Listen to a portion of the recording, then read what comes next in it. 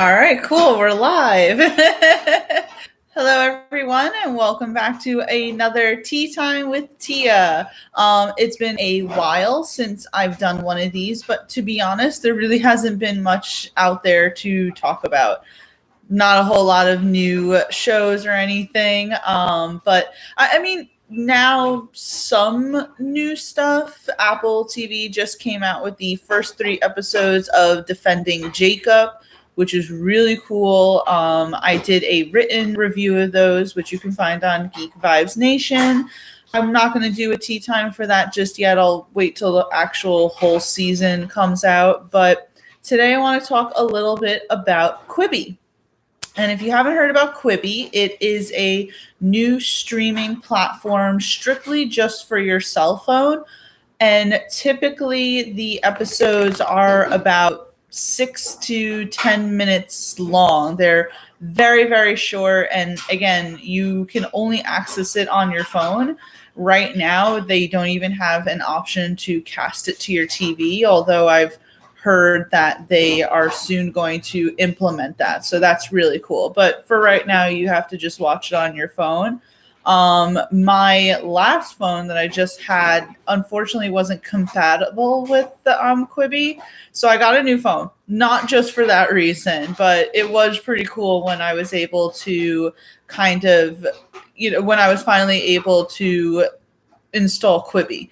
That was really cool because I've heard a lot of great things about the streaming service. There's a ton of different shows for people to watch that have been getting like just so many great reviews. And one of them is Most Dangerous Game. Now it stars Liam Hemsworth, who I think now, all right, so like Luke Hemsworth of the Hemsworth brothers is definitely like underrated, but Liam Hemsworth is also underrated when compared to Chris Hemsworth, obviously Thor. But I certainly think that Liam Hemsworth should not be. Oh, here's Polly, hey, everybody. And here's Lady. It wouldn't be an episode without little Ladybug. You know what I'm just realizing? The TV behind. Polly, can you do me a favor and just shut off the TV screen? Yeah. Sorry, everyone. Just because I'm realizing that's like doing a glare right now. Okay, cool.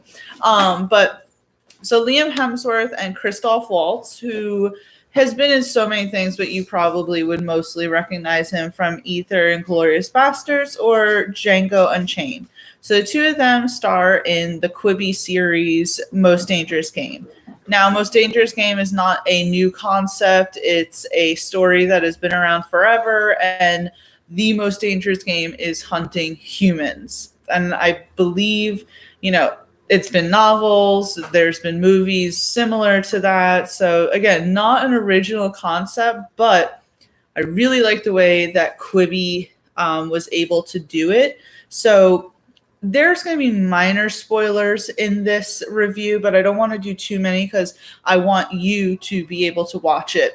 And the great thing is that Quibi is doing a 90-day free trial right now, so you don't have to pay anything. You can literally just watch all their amazing content, and they certainly have really great content, at least what I've ascertained so far. But, okay, so Liam Hemsworth plays a guy who, all, I guess, American kind of guy. He's, good looking. He has this beautiful wife. They're about to have children. They live in this really nice house. But two things is that he's not as successful as he probably would like to be. His business is kind of tanking.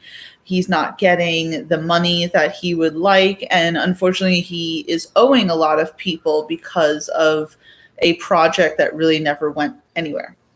And on top of that, he has just been given a diagnosis of an inoperable tumor that will literally kill him in a few weeks. Not a great thing to be told when you are expecting your first child and you're, in love with your wife. That's just not good at all. And he doesn't know what to do because he is drowning in debt. He has no money. And pretty much not only is he sad about the prospect of not being able to see his wife give birth, but also the fact that they are going to be penniless once he passes away. And of course, as it gets into the plot, he gets in connection with Christoph Waltz's character, who runs the most dangerous game. And it is this big corporation, very secret, obviously, company that puts people into a hunt. And they get these people who are generally ill as well. I believe that's what Christoph Waltz's character said, is that they never bring anyone in who is not sick. They always get people who are sick and get them essentially to agree to be hunted, because for every hour that they stay alive, money gets put into their account. And if they survive the 24 hours of being hunted, then it's something like $24 million that they get. And obviously, Liam Hemsworth's character thinks that this is nuts. And he even says that he's going to go to the police. But Christoph Waltz says, first of all, what are you going to tell them? They'll laugh at you. And also, you're dying and your family's not going to have diddly squat. And, I think that it's supposed to be that Liam Hemsworth is so desperate to make sure that his family is all set when he passes away, that he finally agrees to be involved into this. And so Most Dangerous Game is 15 episodes. I want to say the longest that any of the episodes are about 7 minutes. So things happen very quickly in this show, which is nice. And we've seen kind of this transition in TV shows getting shorter and shorter. Like, shows that are, say, on network television are still under the format of 20-something episodes per season, but on streaming services where, say, 13 episodes used to be kind of the norm, now it's 10 or 8 episodes. Quibi just takes that and they're like, we're going to make it even shorter for you, because this way there's literally no filler. It is just all action. Let's go. Although I think that Most Dangerous Game does a nice balance of keeping it going, but also giving you enough where you feel like you're experiencing a full story. It doesn't feel like it's that there was something untold. You are automatic. Liam Hemsworth's character, his wife, you get the whole aspect of the game. There's 5 participants, and they're pretty much just people who like hunting other people. And that's terrifying. Personally, I think so. That's terrifying because it's literally just humans killing humans just for sport, for no other reason other than the fact that they're probably really bored with their lives. And each of the hunter has their own little personality, their own little quips, and you get to know them. One of them surprised me at the end. I mean, he definitely was a powerful player, but certainly surprised me in the end. The whole thing was kind of surreal. Like, in the first episode or so, you almost feel like you almost don't believe it. It's just so far-fetched as you're listening to it that you kind of like, is this even really worth watching? Not in a bad way, but you're just sitting there like, I can't believe that these two characters are having this conversation, that, especially with Christoph Waltz, and it seems so normal, but it's something so abnormal. But that completely gets washed away, and you are just 100% submerged into Liam Hemsworth's. His character's name is Dodge. I don't want to keep saying Liam Hemsworth, but you're just so submerged in Dodge's survival, and everything that happens, you want him to survive because you know what he has on the line, and you know that he's not a bad guy, that he is doing this all for his wife. It reminded me a little of Breaking Bad because, Walter White did what he did initially for his family. But Denzel Washington movie too, when his son needed a new heart. Yes, Paulie was mentioning Denzel Washington's movie that had kind of a similar aspect there. So yeah, I mean, none of this is a new concept. Nothing in it is there where you're like, wow, I've never seen that done on screen ever before. I think it was just really cool to see Liam Hemsworth, because I do think that people kind of look him over, because you have Chris Hemsworth, who is Thor, and he's now in the new Netflix movie Extraction, and his brother Luke Hemsworth, who's in Westworld currently. And Liam Hemsworth, I know, had success with the Hunger Games trilogy, or I'm not sure if it was trilogy or 4 movies because I never actually watched them. But I actually got introduced to Liam Hemsworth because he was actually in the second Expendables movie. We cried when his character died. But anyway, yeah, he is just great in it. I really was like, he is a fantastic lead for this show. Him and Christoph Waltz, they just bounced off each other so well. And Christoph Waltz is just amazing in everything that he's in. So that's honestly not a surprise to me. I'm not even going to sit here and say like, wow, we were so shocked that he did so well in this show, because it's Christoph Waltz. You will know that he's going to bring his A game. And he was fantastic in it. But Liam Hemsworth, like, he was so good. What was cool was that it did start as just, say, a hunt type of show, what you would expect. You know, he's fleeing for his life, and you have essentially these 5 sociopaths after him, and you don't know who they are at first, so you are suspicious of everyone he meets. Seriously, anytime that Dodge interacted with anyone, I was like, is he a participant? Is she a participant? He really couldn't trust anyone, and you felt on the edge of your seat. You felt that anxiety and that rush of who is it? Because shows can take you in different directions. I mean, you were sitting there, you know, is he going to survive? And I'm certainly not going to tell you whether he survived or not, because it was, you know, crazy what happened in the end. Truly.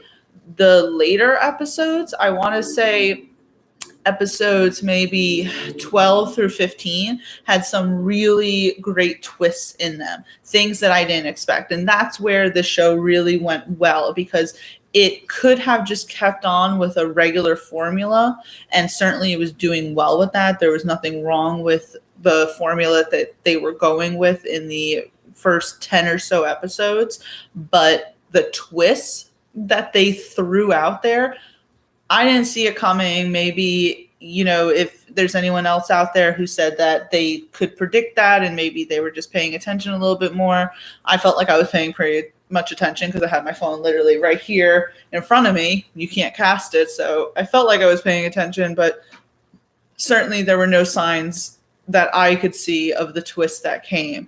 I just really loved it so much. This is a spoiler alert. They definitely left it where there could be a second season. I wouldn't say no to a second season, especially if it involves Christoph Waltz, but it's one of those shows, and I think Quibi is doing this because everything is so quick. And granted, I've watched Most Dangerous Game and I watched The Stranger, which The Stranger was good, but I'm not going to give any thoughts on that because they haven't released the final episode. It'd be unfair to kind of give you my thoughts on that. But most of these shows, they feel a little Black Mirror-ish. If you're a fan of Black Mirror on Netflix, you know what I'm talking about. And also it kind of feels like they could just stand on their own. Like, so far what I've seen, they don't need second seasons. It's like they told their story and that's it. And that's how I felt with Most Dangerous Game. I would like, if they want to make a second season and have the same writers and the same director and go in that flow, perfectly fine. Although I would hope that there'd be some different sort of twists, because then it would just kind of be a rinse and repeat of the first season. But I also wouldn't mind if they were just going to have it as that, because then they told their story and it was fantastic. Whew. Listen, I literally just finished this and I said to Paulie, I go, I have to get in front of the camera right now because I have to talk about this. It's really good. I think that between Most Dangerous Game and Defending Jacob, I'm like, we're getting some good TV back on. I'm happy about this because things were kind of slow for a little while, but Defending Jacob, I will do an actual review once the whole entire series comes out. I'll do another tea time. That's already fantastic. Chris Evans is just a powerhouse, but Liam Hemsworth should not be overlooked. He was great in it. I think that he should be given the freedom to get better roles, bigger roles. He can carry emotion. He can be tactile. I don't know what the word is, but he very smart. He's a very smart person. But he can do that, you know. He can be the husband, and I think because obviously his stature, that he can be in action films as well. But I think that what the Hemsworth brothers are doing is kind of cool. Like Chris Hemsworth obviously is more in action-packed stuff. Luke Hemsworth is in Westworld, which is very smart, very confusing at times. And Liam Hemsworth, I think, has gotten over the hurdle of kind of just being the heartthrob, being the good-looking guy in these, you know, teeny movies, and obviously being associated with Miley Cyrus. Nothing against Miley Cyrus, I'm just saying. I think he was kind of categorized in that younger adult genre, but certainly I think now that he can go into more of an adult realm, which would be really cool to see him get more things. I mean, I'm just saying it would be really cool to see him in a Marvel movie, but that's just me being an extreme Marvel fan that I am. But Most Dangerous Game, I do not want to do any more spoilers than I already said to you guys, because if I tell you anything that happened at the end, it will truly ruin the experience for you, because it was so cool to kind of just go, which I certainly did to Paulie, but he didn't really watch it with me, so he had no idea what the hell I was talking about. I told him the spoilers, but I'm not going to tell you guys the spoilers because you need to watch it. But if your phone is compatible with Quibi, which I certainly hope it is, because it sucked that my other phone wasn't. And again, I don't know if I mentioned this. I didn't get a new phone just for Quibi, but it was nice. That was a nice perk. So if your phone is compatible with Quibi, definitely download it. It's doing a 90-day free trial. And what do you have to lose with that? If you get it and you don't like what you see, then you can just delete the app. It's no big deal, but you should definitely check it out. Most Dangerous Game, I want to say I give... It's hard to say that I ever want to give anything, say, like a 5 out of 5, but I would say a 4.75 out of 5. That's what I would give it. So make sure you check that out. Make sure you check out my Defending Jacob review for the first 3 episodes, which is a written article on geek5snation.com. And I also watched yesterday the pilot episode to Penny Dreadful, City of Angels. I don't know how I would categorize that. I won't get into it, but I also wrote a review for that, so certainly check that out as well. And tomorrow I'll be doing the top 10 with Tia, which will be the top 10 worst superhero villains. We've done the best. Let's do the worst now. But definitely make sure you check that out. We have awesome content for everyone, whether it's in the form of podcasts, videos, articles, all that good stuff. We got it. So make sure you check that out. Make sure you like, subscribe, and all that. And if you want to talk to me about any of the shows that I just mentioned, you can find me on Twitter, Tia Fabi, and I'm also on Instagram. So, all right, guys, this is Tea Time with Tia, and I'll see you guys next time. Bye. Let's end the stream now.